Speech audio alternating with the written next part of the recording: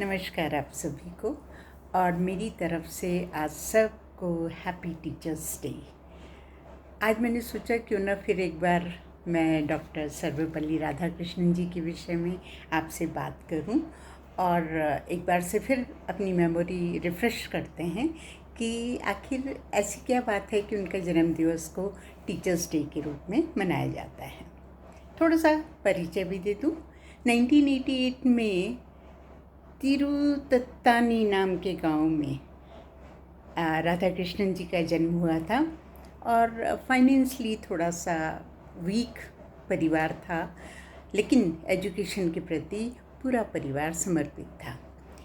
राधाकृष्णन जी ने high school में top करा। उसके बाद आगे की शिक्षा करने के बाद उनका विचार था कि मैं फ़िज़िक्स में आगे पढ़ाई करूँगा, लेकिन फाइनेंशियल कंडीशन जैसे मैंने बताया अच्छी नहीं थी, इसलिए उन्होंने सोचा कि मैं क्या करूँ, फ़िज़िक्स की बुक्स तो बहुत महंगी हैं। तो ऐसे समय में उनकी मदद करने के लिए उनके एक कज़न आए जिन्होंने रिसर्च की थी फ़िलॉसफ़ी में डॉक्टरेट। तो उन्होंने कहा कि मैं तुम्हें अपनी पुस्तकें दूँगा, तुम क्यों नहीं फ़िलॉसफ़ी में काम करते हो, पढ़ाई अपनी जारी रखते हो। तो राधाकृष्णन जी का कोर्स ऑफ लाइफ यहीं से चेंज हो गया और उन्होंने फ़िज़िक्स छोड़ करके वो फ़िलॉसफ़ी पढ़ने लगे। फ़िलॉसफ़ी में उन्होंने डॉक्टरेट करी। उसके बाद वो असिस्टेंट प्रोफेसर के रूप में मद्रास प्रेसिडेंसी कॉलेज में उनका अपॉइंटमेंट हुआ। वहाँ के बाद वो मैसूर कॉलेज में एज अ प्रोफेसर गए। बताते हैं जब वो मैसूर कॉलेज से जा रहे थे तो उनकी फेयरवेल थी। फेयरवेल के समय बच्चों ने उनसे कहा कि सर बाहर चलिए आप हमारे साथ। तो राधाकृष्णन जी की समझ में नहीं आया कि बच्चे आखिर मुझे बाहर क्यों ले जाना चाहते हैं। तो वो उन्हें बाहर ले गए। तो बाहर उन्होंने देखा कि एक बग्गी थी, बहुत सुंदर सी सजी हुई बग्गी थी, लेकिन उस बग्गी में घोड़े नहीं जुते हुए थे। तो उन्होंने बच्चों की ओर बड़े प्रश्नवाचक ढंग से देखा। तो उन बच्चों ने कहा कि सर पहले आप बैठ जाइए बग्गी में। वो बग्गी में बैठे तो दो लड़कों ने घोड़े की जगह पे खड़े होकर के उस बग्गी में सर को बिठा करके रेलवे स्टेशन तक ले गए, जहाँ से उन्होंने अपने आगे की जर्नी करी। ऐसे थे हमारे शिक्षाविद और उनके प्रति उनके बच्चों का प्यार।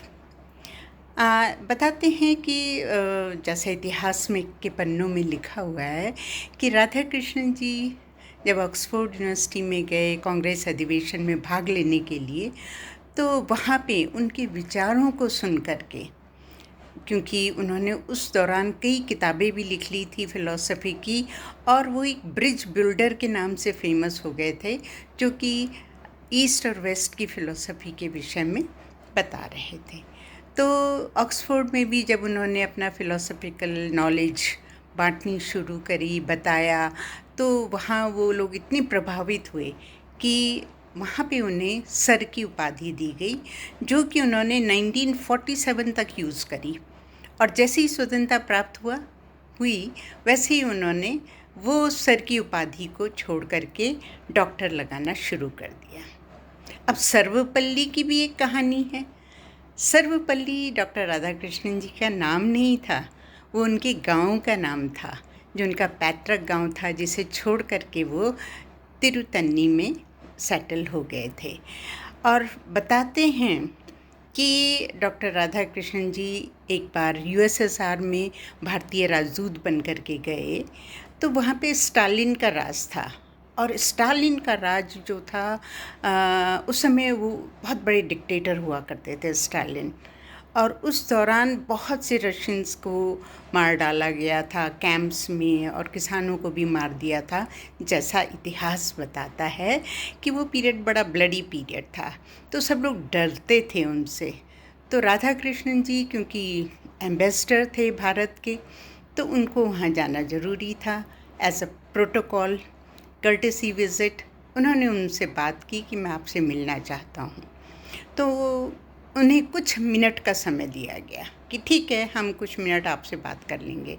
लेकिन जब राधाकृष्णन जी वहाँ गए तो 3 घंटे तक उन दोनों के बीच में बात होती रही, वो भी फ़िलॉसफ़ी के बारे में।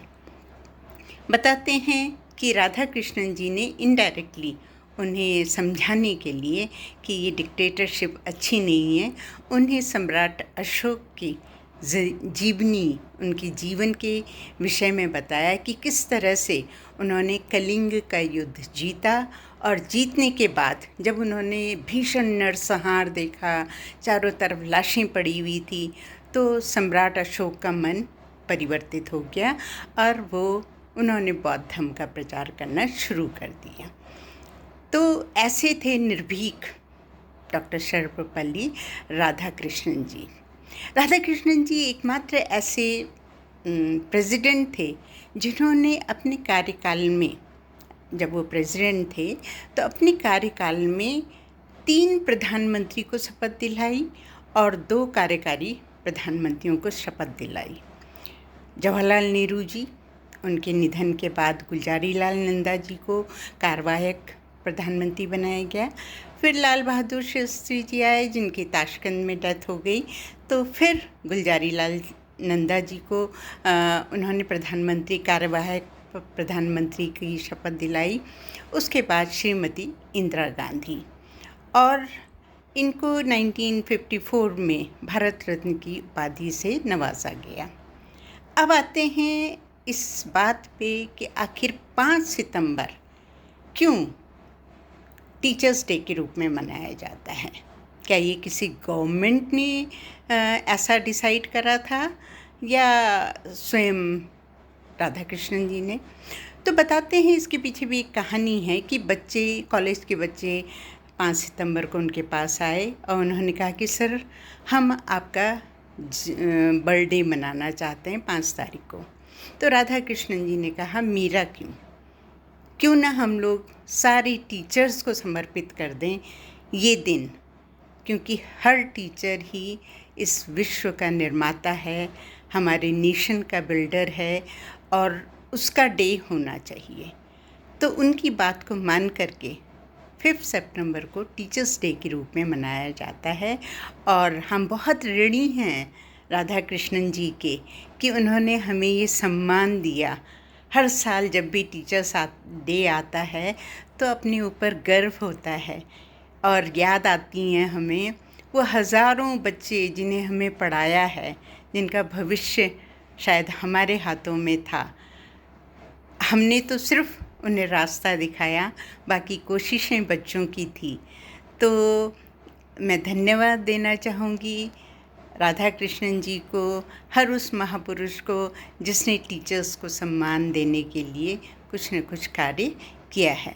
तो आज के दिन हम अपनी श्रद्धा सुमन अर्पित करते हैं डॉक्टर सर्वपल्ली राधाकृष्णन जी को और पूरे विश्व के बच्चों को, हर उस टीचर को, चाहे वो माँ हो, साथी हो, कोई टीचर हो, कोई भी, क्योंकि हर व्यक्ति, हर लिविंग बीइंग, हर प्रकृति का एक एक हिस्सा हमारा टीचर है जो हमें कुछ न कुछ सिखाता रहता है।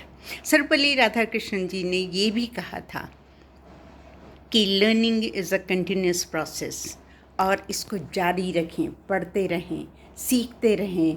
एजुकेशन कभी ख़त्म नहीं होनी चाहिए। उससे जितना आप सीखेंगे उतना ही आपका दिमाग विकसित होता जाएगा। और वो लर्निंग आप अपने बच्चों से भी अगर आपको मिल रही है तो उन बच्चों से भी सीखिए और आगे बढ़ते रहिए। तो मेरी शुभकामनाएं हर एक टीचर के लिए, हर एक बच्चे के लिए जो भी मुझे सुन रहा है। धन्यवाद, नमस्कार।